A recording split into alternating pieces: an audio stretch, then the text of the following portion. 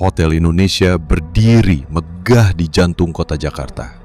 Dibangun pada masa pemerintahan Soekarno, hotel ini telah menyaksikan sejarah dan perubahan zaman yang tak terhitung. Namun, di balik kejayaannya, ada satu lorong yang selalu dihindari oleh para karyawan lama. Lorong itu mengarah ke kamar 712, sebuah kamar yang konon tidak pernah disewakan, tetapi selalu tampak seperti ada penghuninya. Kamar itu terletak di sayap timur lantai 7, sedikit terpencil dan agak remang dibandingkan kamar-kamar lainnya.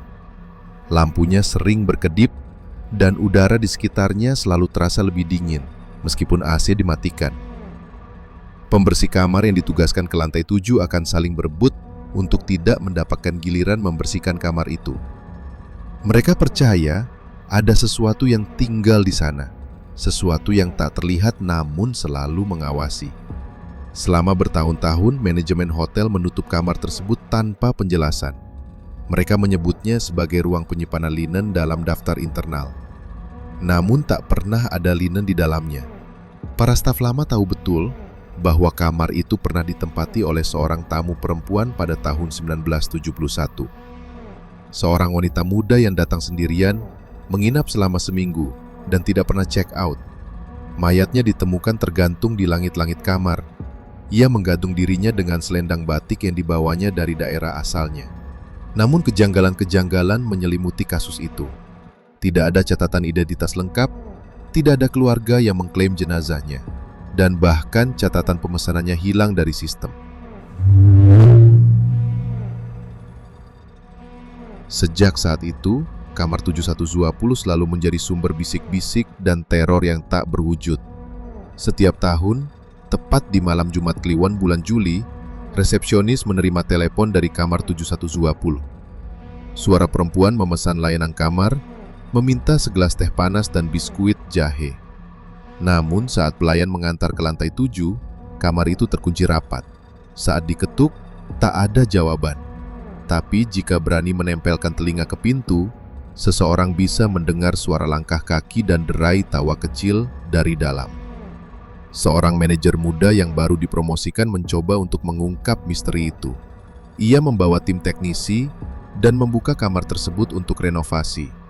Namun begitu pintu dibuka, seluruh ruangan tercium aroma bunga kenanga yang menyengat. Dindingnya lembab, cermin di meja rias retak, dan spray di atas ranjang tampak baru diganti. Di atas meja, ada secangkir teh panas dan sebungkus biskuit jahe. Masih mengepul. Rekaman CCTV menunjukkan pintu kamar itu tak pernah dibuka sejak 5 tahun terakhir.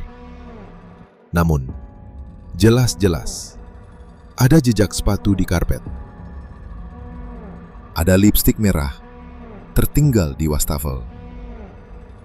Ada lembaran kertas dengan tulisan tangan halus, seolah-olah tamu itu masih menetap di sana, tak pernah pergi.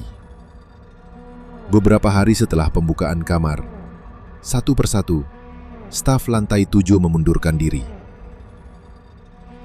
Mereka mengaku mimpi buruk yang sama. Berada di dalam kamar 712, bersama seorang wanita berambut panjang yang berdiri membelakangi mereka.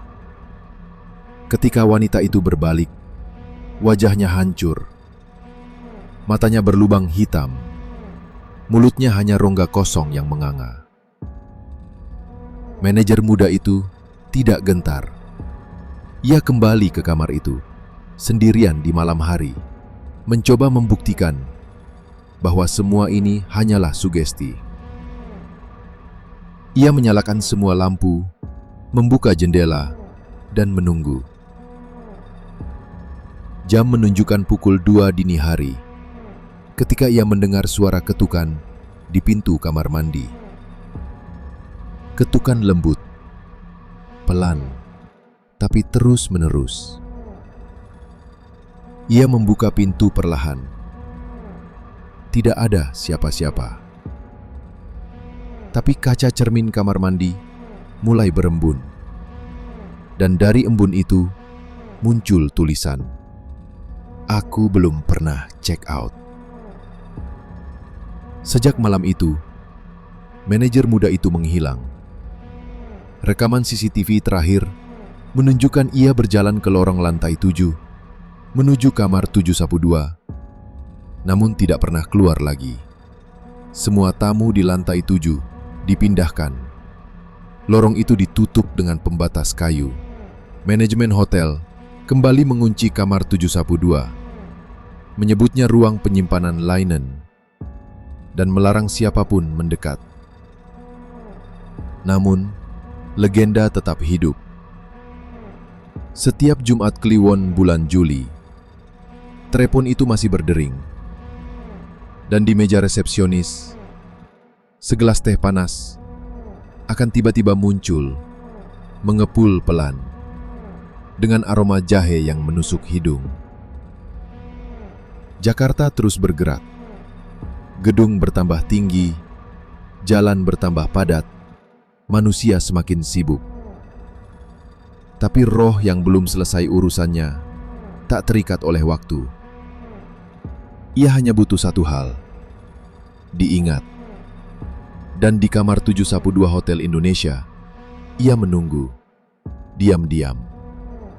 Sampai akhirnya, seseorang cukup penasaran untuk mengetuk pintunya sekali lagi.